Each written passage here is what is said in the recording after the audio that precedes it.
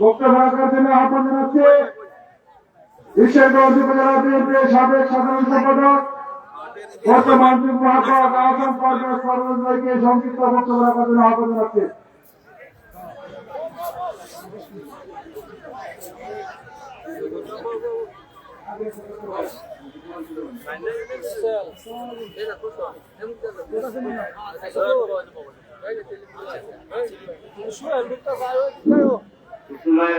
মঞ্চের কাছে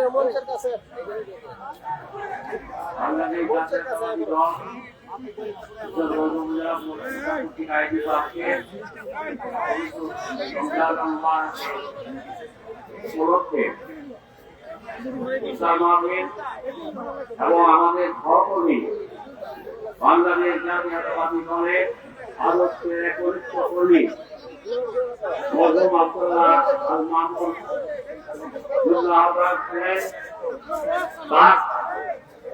আজকের সভায় সম্মানিত সভাপতি, আজকের অনুষ্ঠানে বর্তমানে আমাদের প্রান্তীয় নেতা দক্ষ বিপুল ভোটে নির্বাচিত খানের শীষের প্রার্থী বিএনপির প্রার্থী আমাদের প্রান্তীয় নেতা চতুর্থী লোকলাহের মাঝে বাবু পঞ্চমবিষ্ট সম্মানিত নেতৃবৃন্দ উপস্থিত বিভিন্ন এলাকা থেকে আগত আমার প্রান্তীয় নেতৃবৃন্দ আসসালামু আলাইকুম।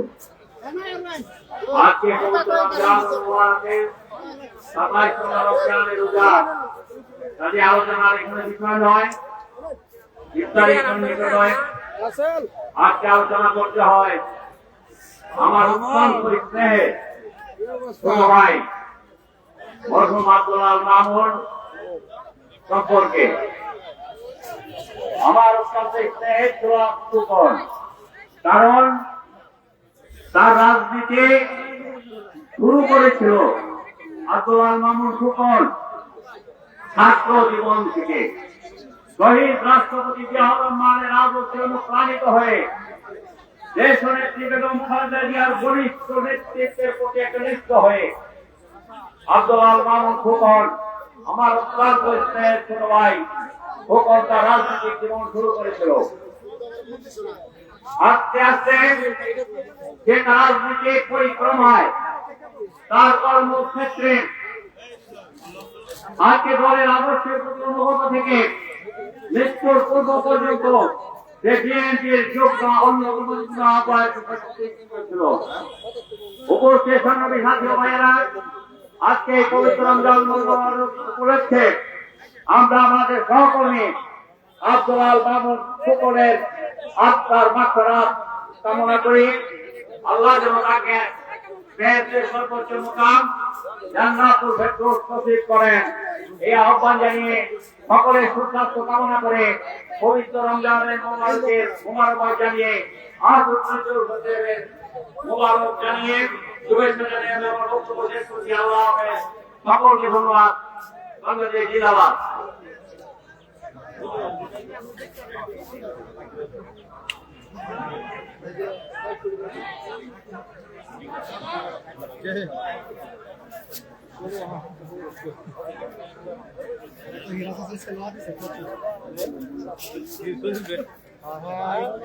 স্পিকার আছে না নজর হাফিজ বলে হ্যাঁ একটা পোস্ট দিছে, হ্যাঁ ওরা হিরাস সালোয়া দিছে।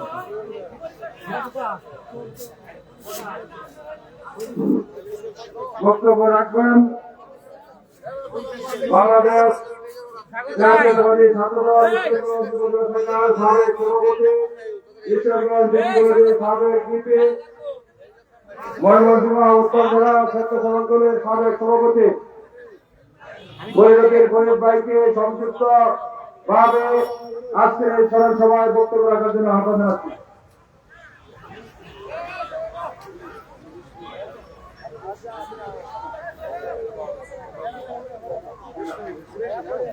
বক্তব্য রাখবেন